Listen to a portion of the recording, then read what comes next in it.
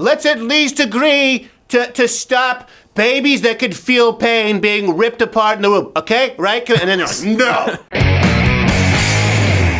So the segment I want to get into before, now people saying, are you going to talk about the Green Deal, the Green New Deal? I didn't have time to read through all of it before this show. It does seem pretty insane. And it does lead me to the point that I do want to discuss tonight, why I believe that President Trump is going to be reelected. And the main reason for this is that Democrats keep giving him gifts. They wonder, like, how he won in the first place. You hear that a lot. Yeah. Like, how did Donald Trump, how could he have possibly won? And how could he possibly win again? I'll tell you exactly how.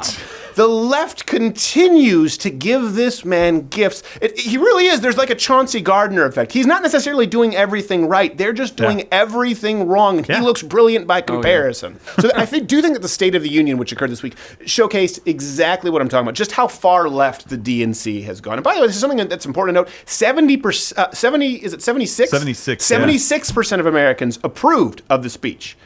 What's really bad for Democrats is that 81% of independents approved of the speech. I think we have overlays from this from YouGov. And the more that the left continues to push their agenda toward the left, the Democrats, I should say, pushing their agenda toward the left, the more likely it seems that these independent voters who everyone said Trump just has this ceiling. Right. He has this ceiling and it's his base. Well, the truth is his base, actually, those are the people who had the biggest problems with President Trump. We'll get into those in a second. It seems like the independents, actually the people in the middle, are really starting to thaw on the guy. Yeah. And you get 81% of them to support the reality show guy. Yeah. Like, think about this for a second. How badly must you screw up that the guy who has literally trademarked, "You're fired," is beating the crap out of you?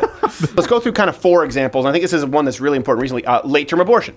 So here's a clip where President Trump called for legislation to end the late-term abortions, and he mentions Northam's discussion of killing babies after birth. This is an important clip for people to see. Here you go. Yeah. To defend the dignity of every person, I am asking Congress to pass legislation to prohibit the late-term abortion of children who can feel pain in the mother's womb. There are people who refuse to stand at that. Yeah, think about this for a second. You're an independent, you're watching, he's going, let's at least agree to stop babies that could feel pain being ripped apart in the womb, okay? Right? And then they're like, no. You're going to sit on your hands for that? Yeah. Do you have any idea how the optics look? And here's something that's really important. I think maybe you guys aren't necessarily, because you weren't really like political junkies in the last election, and I know you'll vote in the next election, but Trump, by the way, was pro-choice. Yeah. Up until he ran as a Republican effectively. And conservatives were really leery of him because of that, right? Yeah, we didn't think he was conservative. They didn't think he was conservative. No. And so Donald Trump found himself in a pickle in the primaries, particularly because he had to appeal to his base, the conservatives. He had to prove to them that he was pro-gun, that he was pro-life, while still appeasing moderates. And that's hard to do when they think that you can't win over either of them. Now, again, the Democrats have given him a gift, and that he can now appeal to his pro-life base and even to moderates who just don't want to see babies being born alive killed. All he has to say is, hey, a 40-week-old baby being chopped to the head, bad. And he wins everyone who's not Cortez. That's all that's required. Think about that for a second. Yeah. All the Democrats had to do was say, hey, most Americans are relatively pro-choice because it's a term that we created to trick them, and some of them are stupid. So let's go with that. And instead they said 40-week abortions, right? 40 weeks? And Donald Trump was, I'm calling your bluff. So another example here where the left has lost all ground is pushing for open borders. So in the State of the Union, Trump mentioned ICE rescuing women and children from sex traffickers. Watch what...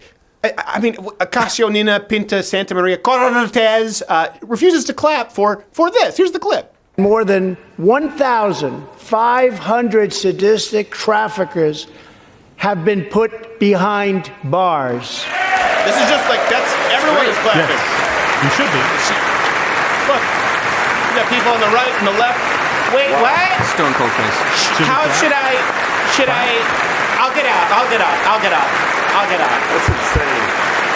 I'll get up for stopping sex slavery. I don't like him, but I'll get up. Like, you just handed him a gift. By the way, they were wearing white for women's rights.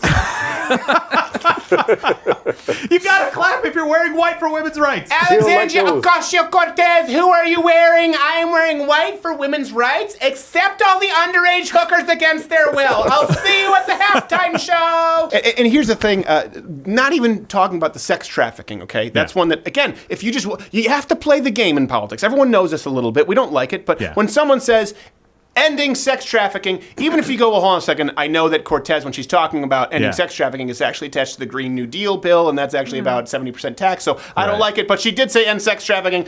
All right, I'm going to clap just because of the optics, and I'll talk about it later. They didn't clap at that. But if you go even further into the issue, a new CBS poll shows that 72% of Americans agreed with Trump, specifically on immigration anyway. Here's them saying it. Just in from our CBS News instant poll here following the president's State of the Union, 76% of speech watchers said they approved of what they heard. I'm very surprised. That's a large percentage there. I'm very surprised that any of these percentages are true. That's why I had to play that clip, so you would believe that I'm not just saying it. Let me just paint a picture for you. Just a moment here, okay?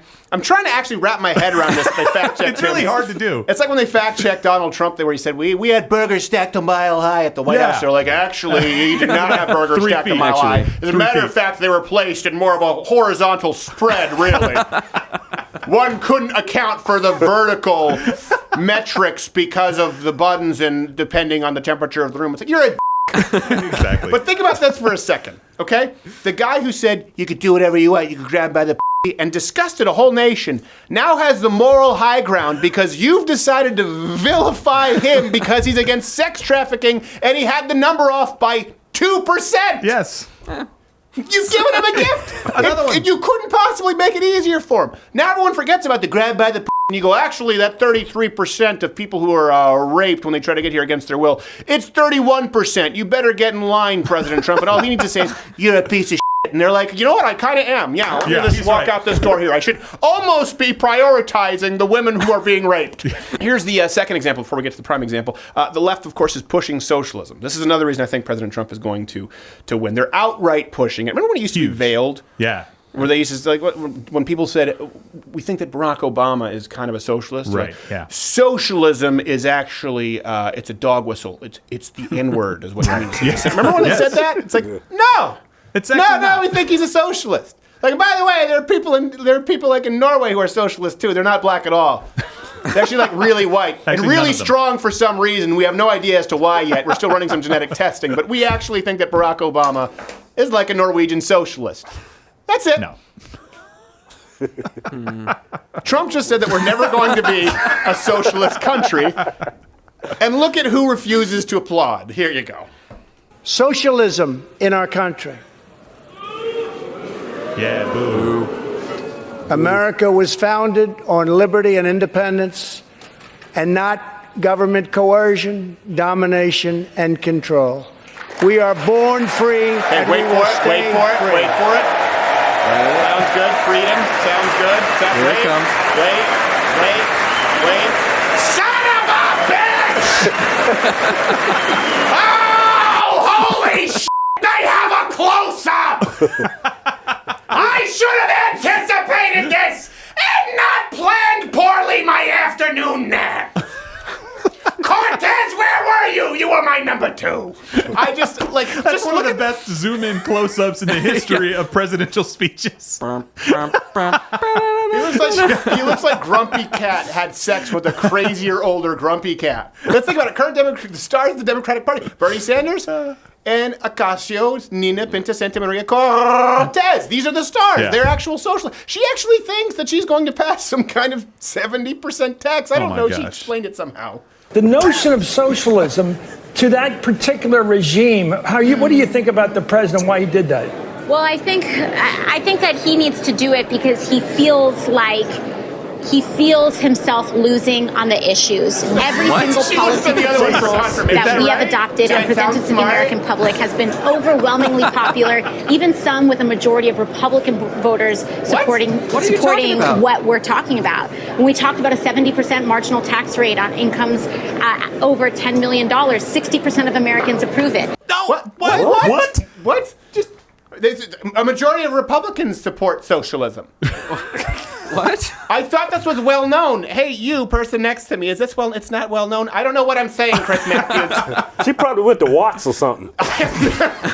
Let's be honest here. Oh my gosh. Do we have to act like that sounds like an intelligent woman? No. Do we have to pretend? Here's the thing. Nancy Pelosi doesn't sound like an idiot. I think she's wrong. I think she's the only person in politics who's proactively evil, but she doesn't sound like an idiot. Hillary Clinton doesn't sound like an idiot. No. This girl sounds like a moron. Think about socialism. No matter how great you think the government is at giving you free stuff, people still don't want higher taxes. We saw with the prank calls this week where we called black businesses. Yeah. They were like, would it make you more or less likely to support Governor Northam than he supports increased taxes? I don't want to pay more taxes. No. I want, like, the opposite of that. I think the greatest example, of course, of the gifts that the left has they've been giving Donald Trump, and I hope they do it again in 2020, is they ran Hillary Clinton in a general election.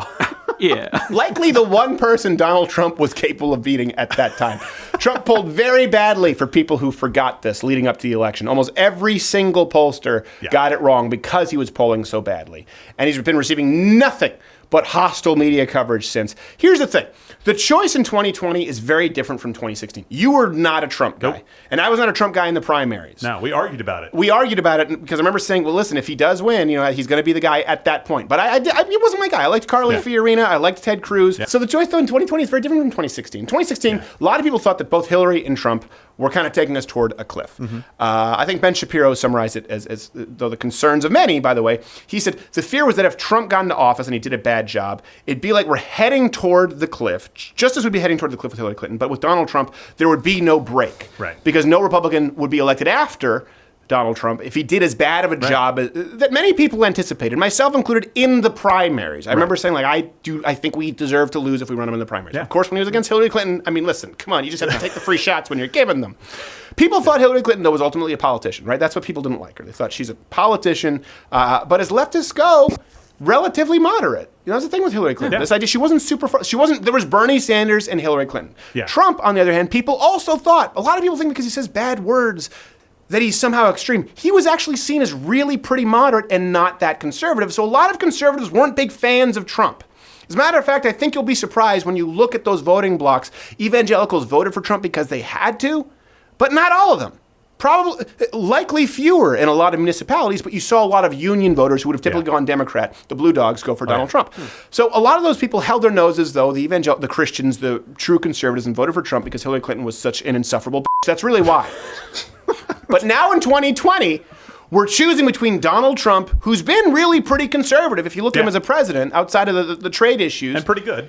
And all Democrats, who have swung so far to the left, their right nut hasn't seen them in a month. God. That hurts. It's not that literal. We know they want abortion up to 40 weeks, 70% tax rates, as you just saw, completely socialized healthcare. They want to destroy our economy on principle versus Donald Trump, who has done well by nearly all metrics available to us at this point, besides tweeting mean words, some of which are misspelled, let's be honest. But outside of that, he's done pretty well. The choice in 2020, when they say it's stark, we think there's a stark contrast between the Democrats and Donald Trump. It is. But in a positive way for Trump, because these gifts that the Democrats keep giving him. So when Republicans say that we need to be more moderate, this is something people have to hey, listen, we need a more moderate Republican Party. We need to come to the middle. I go, hold on a second. Look how far the left is going. Don't stare a gift horse in the mouth. Okay, if you like this video, you watch videos on YouTube. If I were Jimmy Kimmel, if I were Stephen Colbert, or Trevor Noah, I would tell you to subscribe. But I have no corporate overlords who demand that I do this demeaning promo. I do the demeaning promo because I choose to. Subscribe or hit the notification bell because I need you. I need you. Please do it.